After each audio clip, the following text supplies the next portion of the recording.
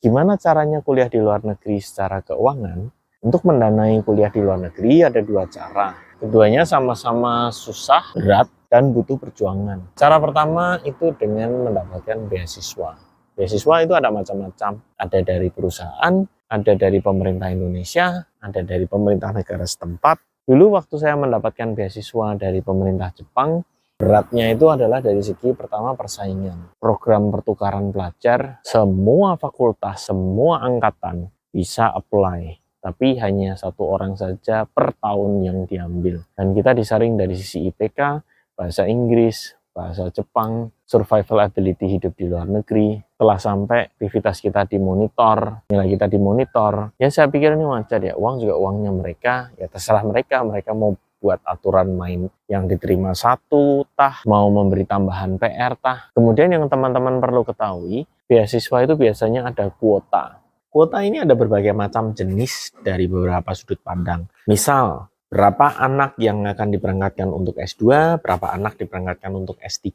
Kemudian negara tujuan, Amerika, sekian orang, ke Inggris, ke Jerman, ke Jepang, dan negara lainnya punya catah sendiri-sendiri. Kemudian jurusan yang kita pilih, apakah pemerintah Indonesia sedang memfokuskan yang mau kuliah di jurusan STEM, Science, Teknologi, Engineering, Mathematics, atau mau memfokuskan anak-anak Indonesia untuk belajar bisnis. Lain tahun, polisinya bisa berubah-ubah. Lalu ada kuota terkait latar belakang. Berapa orang dari Pulau Jawa, berapa orang dari luar Pulau Jawa. Ataupun background dalam artian berapa yang kerja sebagai PNS, berapa yang kerja sebagai swasta, berapa yang belum punya pengalaman kerja sama sekali alias fresh grade. Artinya, secara dinamika kompetisi, Anda memilih mau kuliah di negara mana, jurusan apa, itu menentukan kompetisi Anda makin berat atau makin ringan. Kalau teman-teman bingung memutuskan mau ambil computer science atau data science, perbandingan yang teman-teman perlu pikirkan nggak semata-mata masalah jurusannya saja, tapi kuotanya seperti apa, negara yang Anda tuju seperti apa. Seberapapun teman-teman merasa pantas atau kompeten untuk mendapatkan beasiswa, terkadang kalau Anda memilih negara tertentu, program studi tertentu, chance-nya mendapatkan beasiswa itu bisa jadi kalah dibandingkan mungkin teman Anda yang kompetensinya mungkin di bawah Anda. Tapi karena masalah kuota itu, untuk mempersiapkan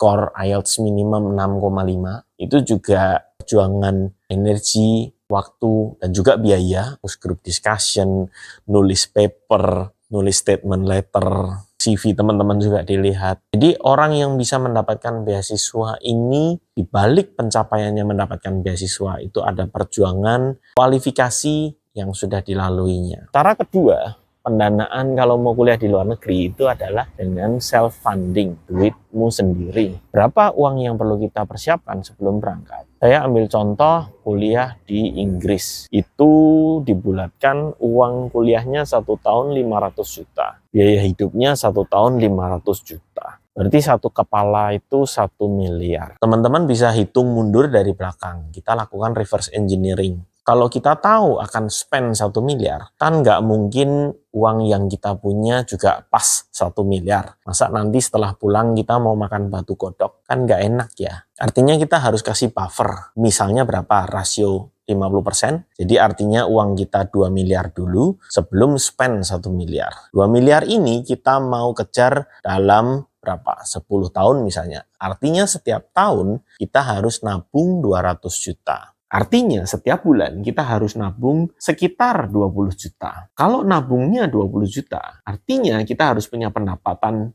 di atas 20 juta. Berapa buffer rasionya? Tergantung kota tempat Anda tinggal. Tapi berapa banyak sih orang yang dari tahun pertama kerja sudah bisa pendapatannya 30-40 juta per bulan? Sedangkan gagal menabung 20 juta per bulan di tahun pertama, itu menjadi beban di tahun-tahun berikutnya. Kalau tahun kedua Anda masih nggak bisa nabung 20 juta per bulan, bebannya makin besar lagi. Itu tadi time frame-nya 10 tahun. Artinya Anda selesai menabung jatuh di usia kepala 3. Di Indonesia, kalau kita lihat data, akan ada tendensi meningkat.